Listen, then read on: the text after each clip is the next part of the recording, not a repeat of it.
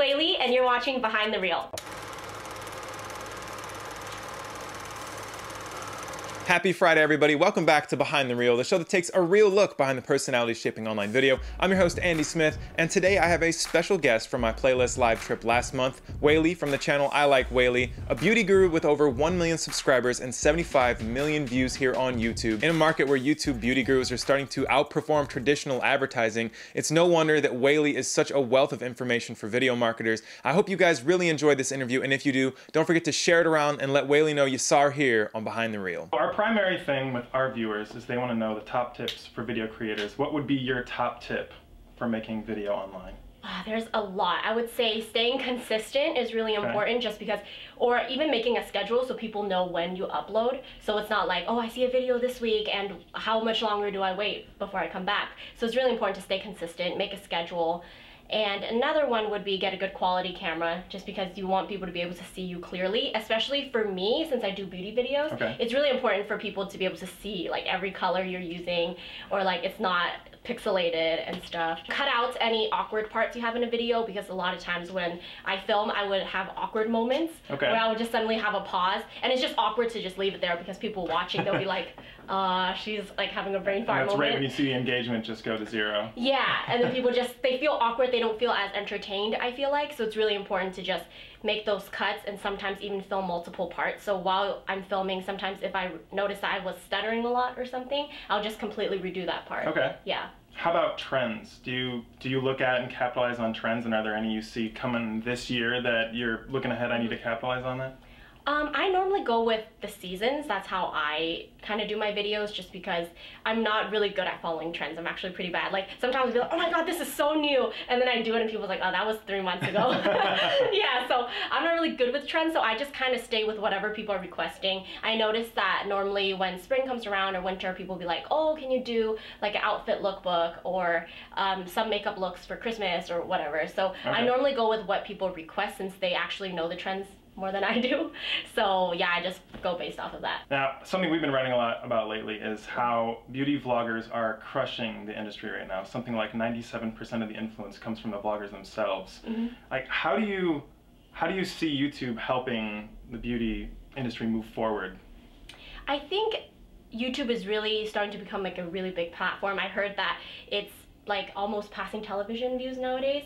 So I think it's like a really good platform for like even beauty companies. So like before, maybe it would be kind of weird to see a beauty commercial on TV, and then now it can be integrated in a very organic form, like in our videos. Like people who watch our videos see that we use these products anyways, and for us to even like show them or give them promotions, it really helps promote the brand and ourselves, because we get a good opportunity in working with these brands. And that's something really important to you, is maintaining that sort of honest relationship with the viewers? Yeah, it's really important. Once you ruin that, I mean, one, it doesn't make you feel good about yourself, because you feel like you're not honest to your viewers, and that's really important, to have that transparency with them. Switching gears a little bit, you have another channel with your boyfriend. Is that a little awkward to have your relationship play out for everybody to see?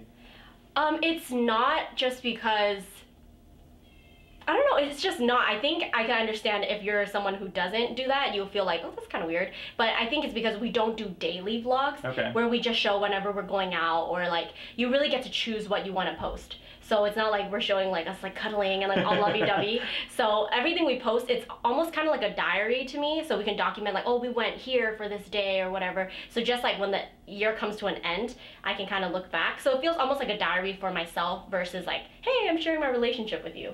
Yeah. Now, you went out west for school. How big were you before you went to school? Because you were already doing this, right? Yeah, I was. I did it since I was 15 in high school. But when I first went to school, I didn't even really care about my channel. I know that sounds really bad, but it almost felt like just a hobby, and I would do it whenever I'm bored. And people used to say, you're not even a real YouTuber, you don't even upload. And I'm like, you're right. Because I was so bad with uploading, just because I didn't really feel inspired. I really just did videos whenever I was bored. And then once I went to college, when I went to LA, I went to FITM in LA, and that's when I kind of felt a lot more inspired, just because I was majoring in beauty too. So everything we talked about was like makeup and beauty and just stuff like that. So that's when I got really more into my channel, I would say, and that's when I started picking it up.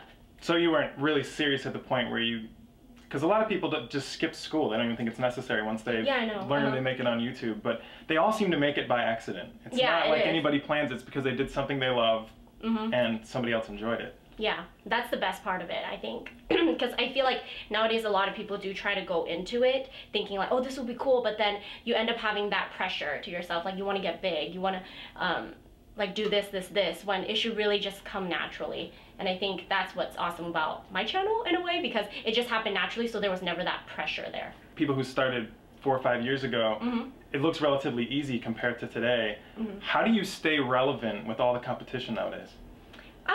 Just being yourself. I mean, there's so many people out there and everyone is different in their own ways, so I just do whatever feels right to me. Well, thanks so much for being on the show. Do you have any last words for the viewers before you go? Thanks for having me. Well, thanks for watching, and for anyone who have seen my videos before, thank you so much. And I always like to end my videos with have a nice day. So have a nice day, everyone. Bye. First and foremost, Whaley, thank you so much for being on the show. I had a great time meeting at Playlists Live, and I really appreciate you taking the time to be a part of this show. And thank you all out there for all of your support of the show so far. If you really enjoy the episodes, make sure to share them out on Twitter or any other social media outlets. Give it a thumbs up, comment below. I hope you enjoy your weekend, and I'll see you next time on Behind the Reel.